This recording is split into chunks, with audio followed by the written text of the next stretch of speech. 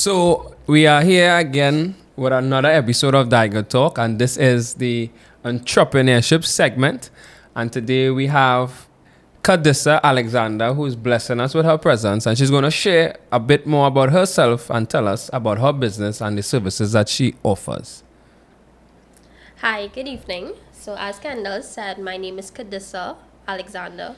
I am the CEO and founder of Sculptize Body Contouring, and we specialize in all your body contouring, body enhancement services, fat dissolvers in a non invasive and safe way, therefore, no surgeries, basically.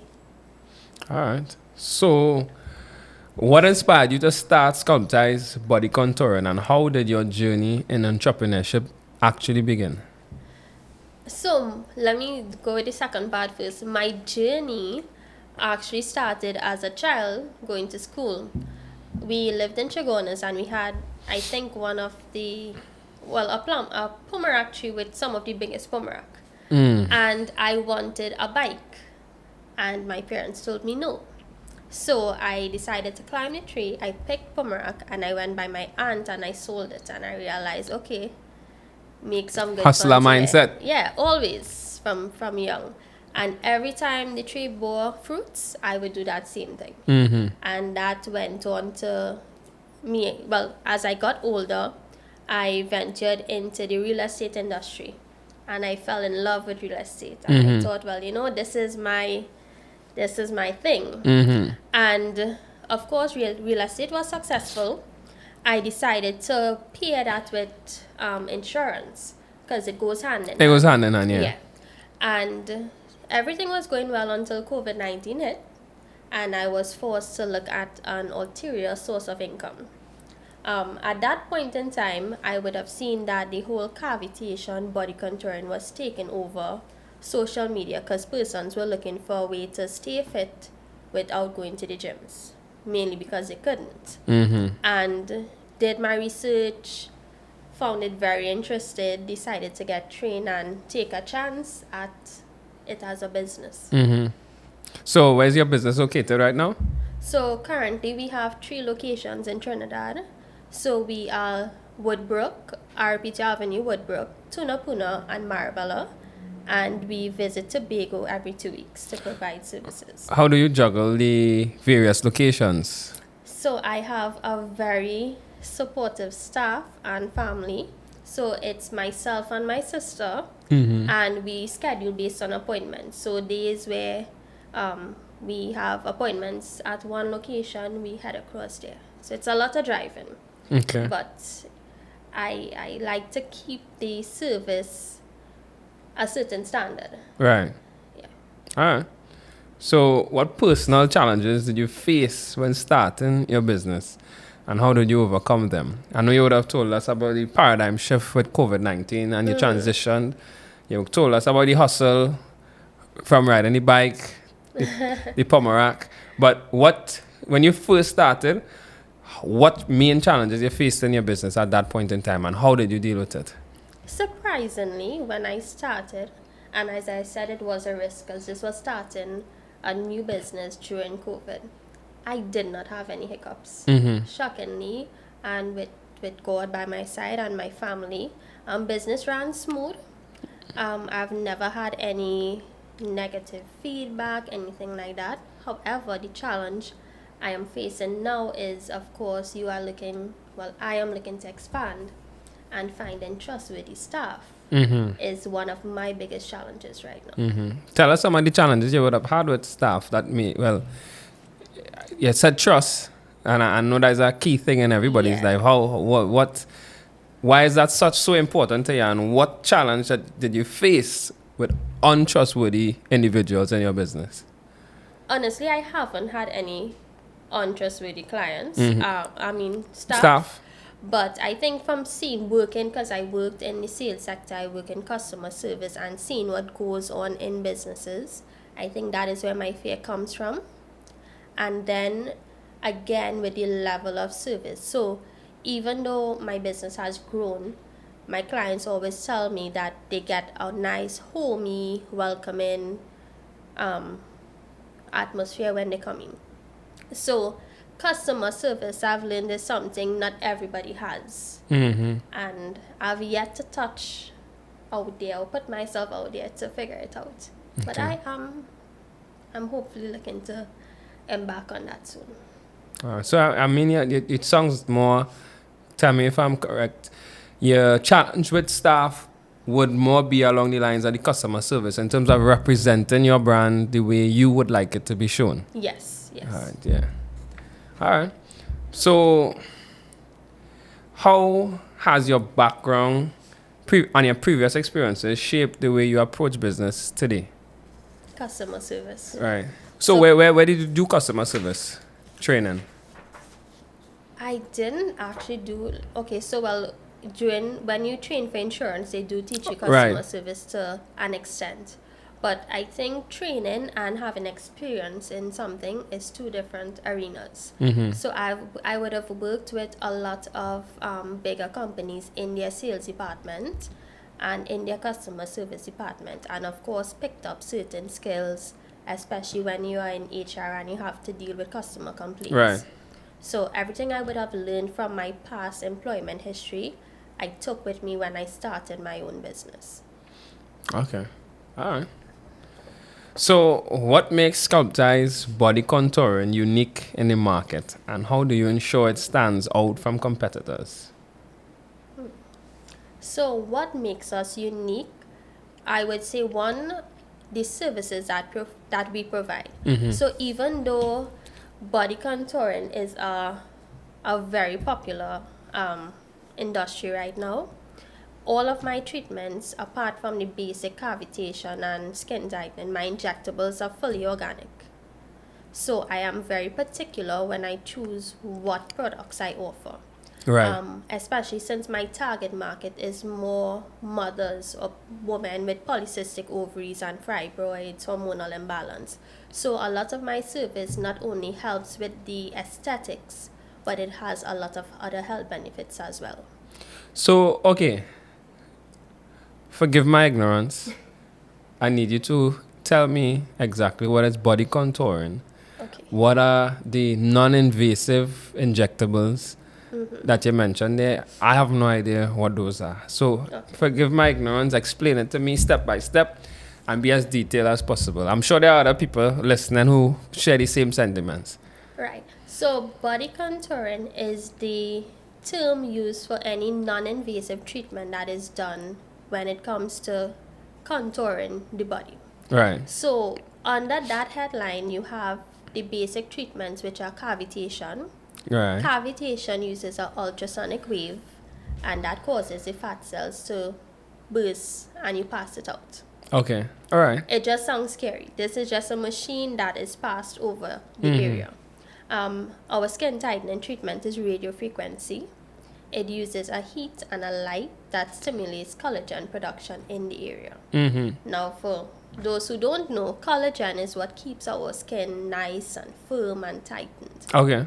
right? So basically, that is the two basic treatments under body contouring. Now, to contour the body, you can go further into injectables, which is one of my most popular treatments. Specifically, we carry the lemon bottle fat dissolvers, which is a full organic product. Mm-hmm. It's just pineapple. How does it work? Right, so it's injected into the targeted area, Right. and the serum itself causes the body to break down the fat, and it tightens your skin as well, in addition to boosting your metabolism. Okay, so it's like a double whammy in a sense. Yeah, it works amazingly. Okay. All right. It's amazing. So, what has been your biggest aha moment during the early stages of your business? My biggest aha moment, honestly, would have been when I started in Tobago. Mm-hmm. Because I started going to Tobago within my first year of opening, and it was a hit, and it's been a hit ever since.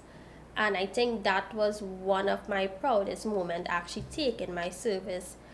It doesn't really count as another country, but somewhere else, and it actually kicking off. What inspired you or what gave you the push to usually certain businesses people stay in one size, small, and they don't want to grow. What inspired you to want to take all those risks?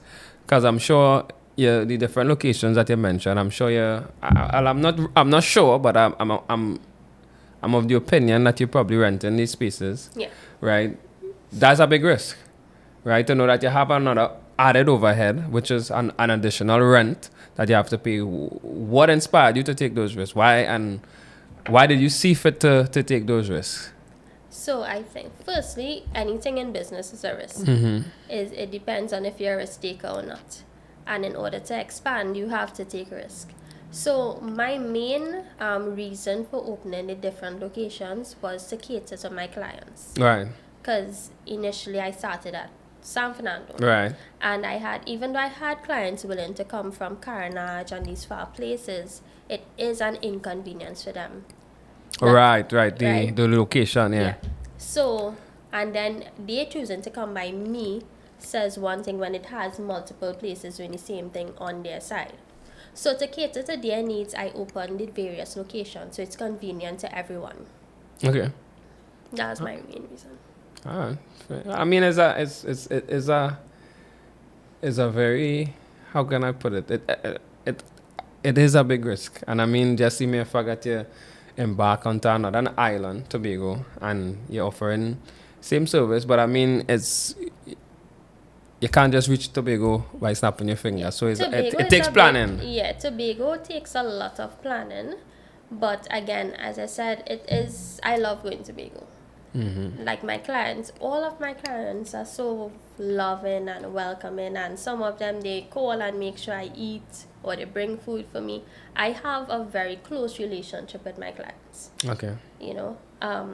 Also, in terms of risk, we just expanded our Woodbrook location.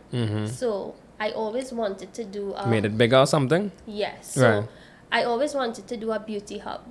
So a spot where someone can come and they get everything concerning skin and your body taken care of.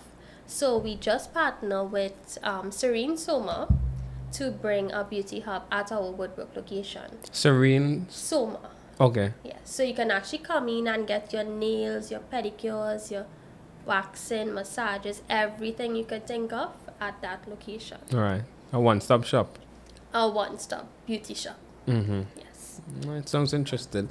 These services, however, are they only for a particular gender? No.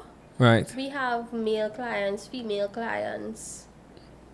It's for both genders. Both genders. All ages. Well, 18 and over. 18 and over. All right. Fair enough. All right. So, what has been your proudest moment on your entrepreneurship journey?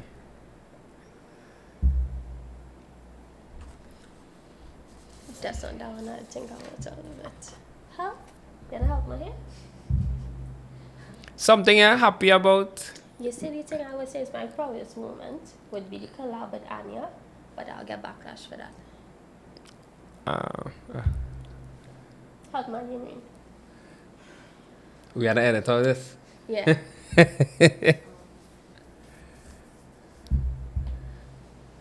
Who's Anya?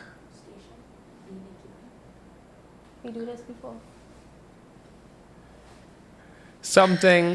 Okay, so for me, when you go proud, something, I would say a huge obstacle you overcome. So I don't know, a question I was going to lead up to would have been financing. How were you able to finance the business and those things? And so I could rewind and ask you that if that could lead to a proud moment. No, really. I sell pizza and I had and start the business. All right.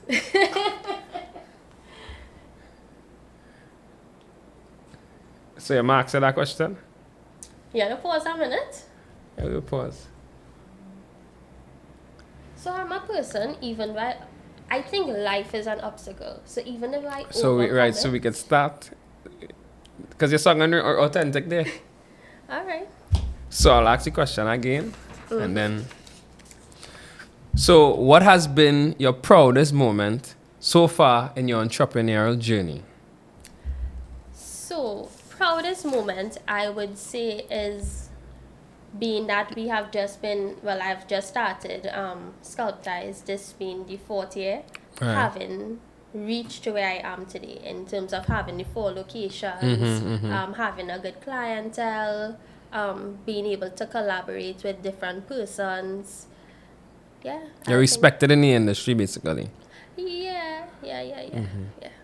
So usually people are afraid to start businesses because they don't have the finances, right?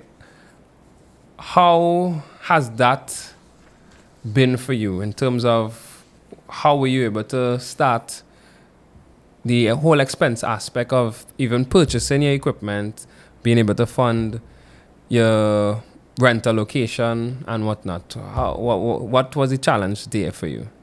So that was actually a big challenge for me because I was broke when I decided to start Sculptize, and my first location was out of my bedroom.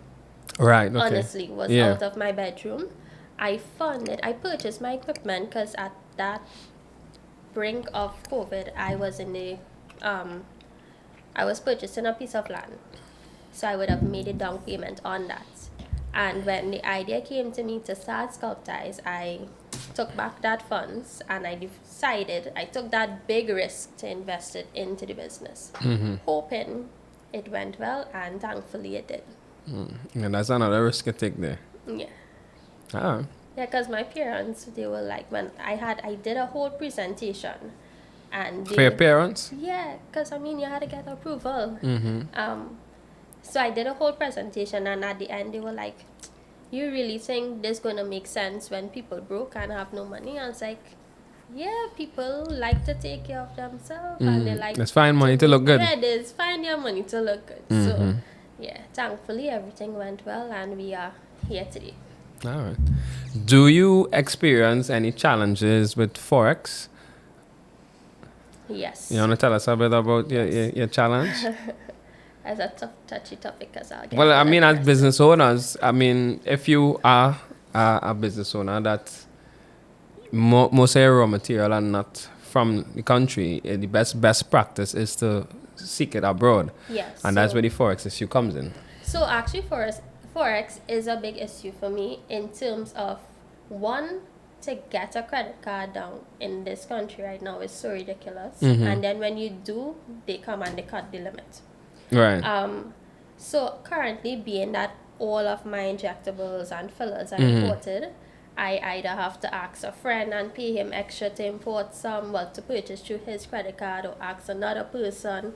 So basically, it's an added overhead because I now have to pay An additional stress because you had to ask somebody to do something. And then on top of that, when it is that person's customs, you have injectables coming in, you risk the fact of them seizing it and the long delay to get products. So sure, that is a hot mess. Okay. You could cut out that part. So how do you balance managing a business with your personal life? So I am a workaholic. So putting a workaholic with a single parent, it honestly is a task for me. It honestly is. It's something I'm still trying to get a hold of, but I try, and I think I do pretty well. I could do better, honestly. But it is a task. Especially when you have that drive and you love what you do, and your goal is to always better it or be better or grow. You're sleeping at night and your brain working. Just and working, thing. Yeah. So what daily habits or routines keep you motivated and focused as a business owner? Client reviews. So in my field of work, I deal with a lot of women who lack confidence or who would have a low confidence because of how they look. And sometimes the best part of it for me is seeing their results. Like sometimes I am more happy than the clients themselves. And when you have someone call and be like, "Hey, I wasn't fitting in this dress and I wore it to work today and I feel so great and I got a lot of compliments," it really, really makes you feel good as a business owner knowing that you had a part to play in that. And I think those instances is what drives me to keep better in my business, keep better in the service that I provide. Okay. So you're motivated by the joy you bring to others. Yeah, of course. Yeah, that's a good space to be in your business. It is. I think that is the reason you keep being successful in what you do, when you have a passion and your love for it. Okay. So, what advice would you give to someone thinking about starting their own business, especially in a niche like body contouring? It is a great business started. But always keep in mind that it's a very saturated industry. So you have to make yourself stand out, whether it be your prices, your customer service, how you brand yourself.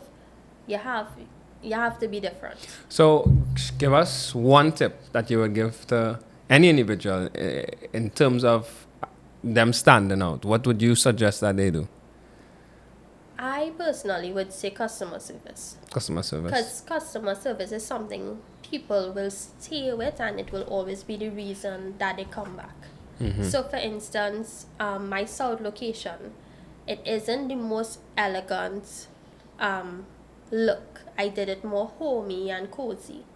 And someone would rather come by us because they feel welcome, they feel comfortable, than go somewhere else that is, have the whole... The experience that you provide. Yeah. So your experience and your atmosphere says a lot. Okay. And always put your best foot forward. Meaning, when you're doing your treatments, even if you have to add in a little extra, your goal must always be for your clients to be satisfied. Satisfied and happy. And happy, yes. So you'd say word of mouth is key in growing your business. Yes. Okay. It is. All right. Word of mouth and referrals. A happy customer is a returning customer. True. How important you would say passion is versus practically when deciding to start a business? How important is passion versus practicality when deciding to start a business? I think for me, passion grew onto me. It was a practical decision first, and then whilst being in it, because I was never in anything beauty-wise before. Yeah. I never thought I would have reached in the beauty industry. And when I started, it was a practical decision. It was because I had a family to provide for and I had bills to pay. Right. And in doing that and seeing the results from it is where I developed my passion. So I think with starting a business, you can't just go head in first without thinking logically, mapping out your figures and these things. It has to be a practical decision first. Okay. And then it would lead to passion, basically. I mean, if you have both, even better. Okay. So, what role has networking and building relationships played in your success? I noted you would have mentioned different collabs and whatnot. So, how important has networking been for you? I think networking right now, especially in our day and age, is very important because it's how your brand grows, how you get out there. So I think everyone has their specific target audience, and by collaborating with another business or with another person, that's how you reach further. You target more persons. Okay. All right. Was there a specific group of like a body contouring group or organization locally where like different... I don't think there is. Okay. Why not? As far as I know, there isn't.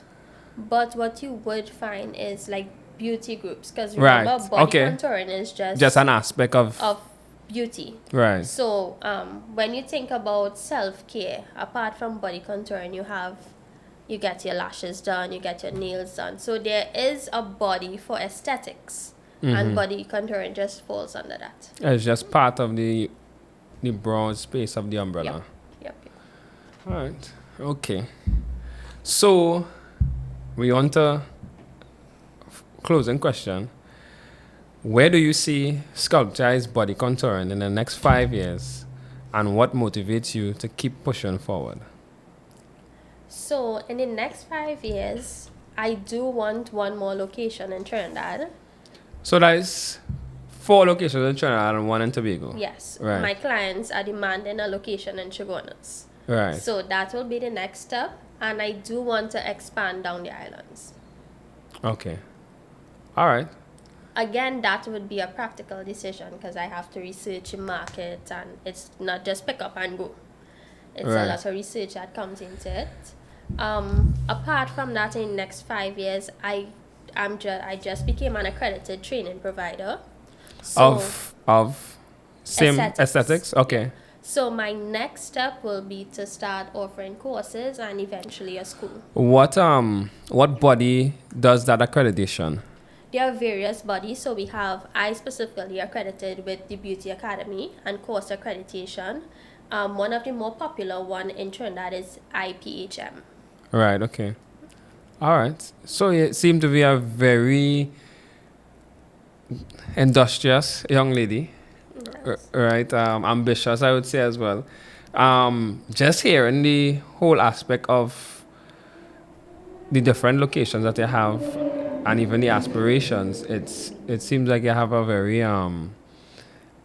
demanding portfolio on a daily basis. It is demanding, but again, as a parent, you want to make sure you leave something behind. And apart A from legacy, you would say. Yes.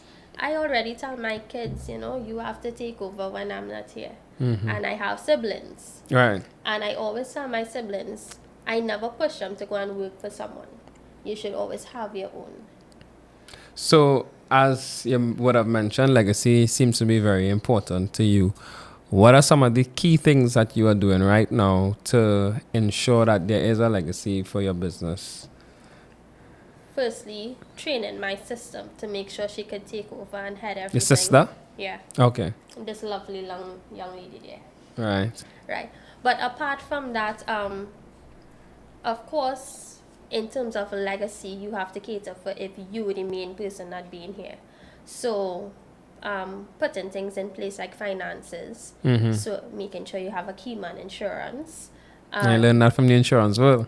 Yes, yes. I know a couple things still. But yeah, mainly that and making sure there's someone trustworthy who could take over and provide the same quality of service. Okay. So I don't plan to not be here anytime soon, but I'm preparing from now. So, question, right? With the different locations, just asking, what is your employee staff count presently? And how do you deal with managing the number that you have? So currently I have 2 full-time staff Mm-hmm. and I have temporary staff, which is like my nurses and my phlebotomists. Right.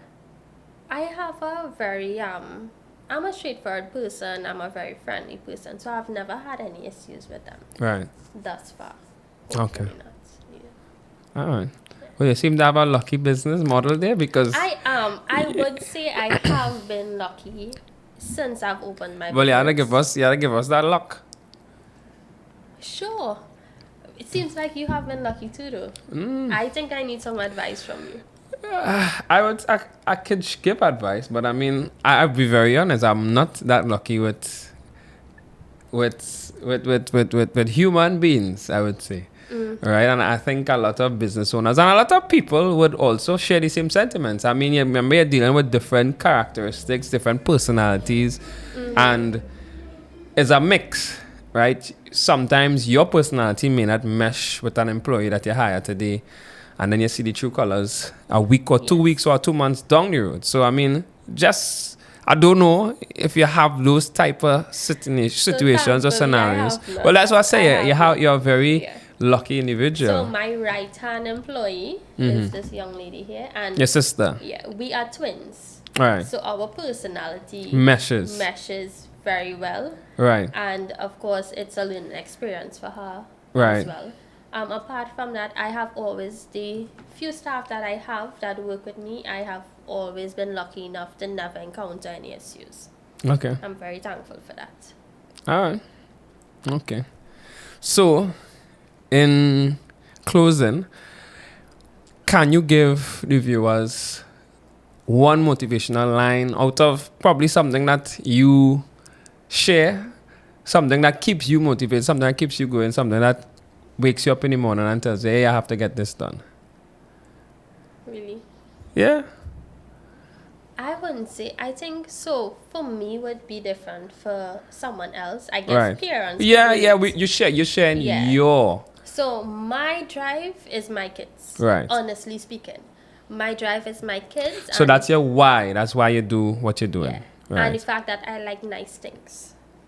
So you have two whys. Right. I have two whys, and I think what pushes me even more is being that I hit rock bottom during COVID. I always say I never want to be In that place position again. Yeah. So I will work overdrive to Yeah. ensure that I don't hit rock bottom again. Rock bottom builds a lot of strong soldiers, eh? It does. It's also fearful to be in that position, though. It's very scary. It happens. It happens. And I mean, you would hear a lot of people who started businesses would have started. A lot of people who recently started businesses would have started due to the pivot from COVID, right? And I mean, it's a make or break situation. And I mean, it definitely it blessed you more than it broke you. And And even though my focus has been sculptized for the last 4 years, I am now finally being that everything has kind of stabilized. I'm now looking to get back into my real estate business. right, so you're adding the real estate back into the portfolio. Yeah. That was my first love, so Okay. back into real estate. All right. So thank you, Kadissa, and thank you for blessing us with your presence today and telling us about your business and sharing your services. Right. Thank you for having me. Let us know where we can find you on social media. Okay, so I am on Instagram at Sculptize Body Contouring. Same on Facebook. Our contact is 495-6624. Okay. All right. Thank you. Thanks.